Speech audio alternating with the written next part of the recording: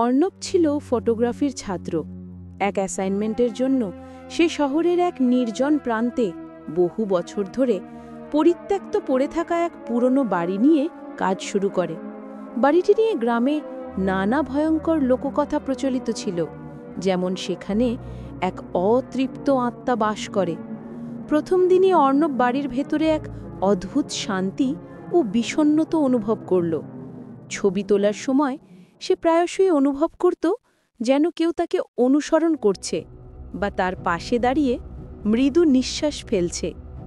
একদিন সে একটি পুরনো হলঘরে এক অত্যন্ত সুন্দরী রমণীর অস্পষ্ট প্রতিকৃতি দেখতে পেল। রমণীর চোখ ছিল গভীর এবং তার ঠোঁটে ছিল এক মায়াবী হাসি, কিন্তু তার চোখ দেখে মনে হচ্ছিল সে গভীর কষ্টে আছে। অর্ণব মন্ত্রমুগ্ধের মতো সেই প্রতিকৃতির ছবি তুলতে থাকে। আবির্ভাব। পরের রাতে যখন অর্ণব ছবিগুলো প্রসেস করছিল, তখন হঠাৎ তার ঘরে তীব্র সুগন্ধি বাতাস ভেসে আসে এবং ঘরের তাপমাত্রা দ্রুত কমে যায়। ভয় পেয়ে সে উঠে দাঁড়াতেই দেখল সেই প্রতিকৃতির রমণী তার সামনে দাঁড়িয়ে। তার নাম মায়া এবং সে নিজেকেই বাড়ির আত্মা বলে পরিচয় দিল। মায়া ছিল সেই বাড়ির এক জমিদার কন্যা, যাকে তার ভালোবাসার মানুষের থেকে জোর করে আলাদা করে খুন করা হয়েছিল। তার আত্মাই বাড়ির মধ্যে আটকে আছে, কারণ সে ভালোবাসার পূর্ণতা পায়নি। অর্ণব প্রথম দিকে খুব ভয় পেলেও মায়ার চোখে সে কোনো ভয়ঙ্কর কিছু দেখেনি। দেখল শুধু গভীর একাকিত্ব ও প্রেমহীনতা। প্রেমের ফাঁদ। ধীরে ধীরে অর্ণব আর মায়ার মধ্যে এক অদ্ভুত সম্পর্ক তৈরি হল। অর্ণব দিনের বেলা কাজ করত এবং রাতে সে মায়ার সাথে দেখা করত। মায়া তাকে সেই বাড়ির পুরনো গল্প বলত এবং তার অপূর্ণ প্রেমের যন্ত্রণার কথা বলত। মায়া অর্ণবের কাছে তার পুরনো প্রেমিকের স্মৃতি দেখতে পেত। অন্যদিকে অর্ণব অনুভব করত মায়ার প্রতি তার এক অসহ্য আকর্ষণ।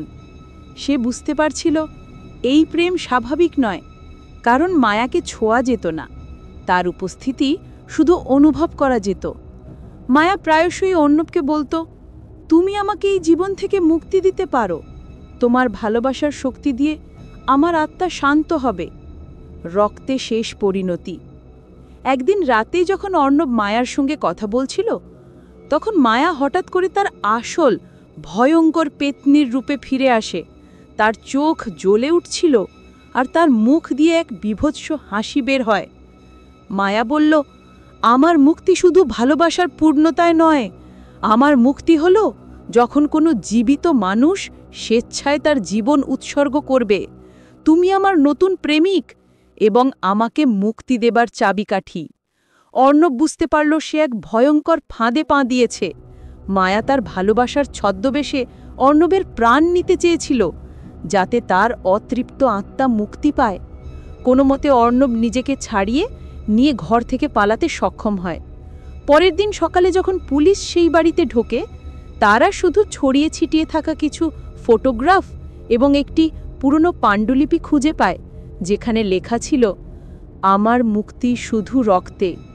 অর্ণব আর কখনো সেই বাড়িতে ফিরে যায়নি, কিন্তু সে সব সময় অনুভব করত মায়ার গভীর মায়াবী দুই চোখ যেন তাকে পৃথিবীর যে কোনো প্রান্ত থেকে অনুসরণ করে যাচ্ছে।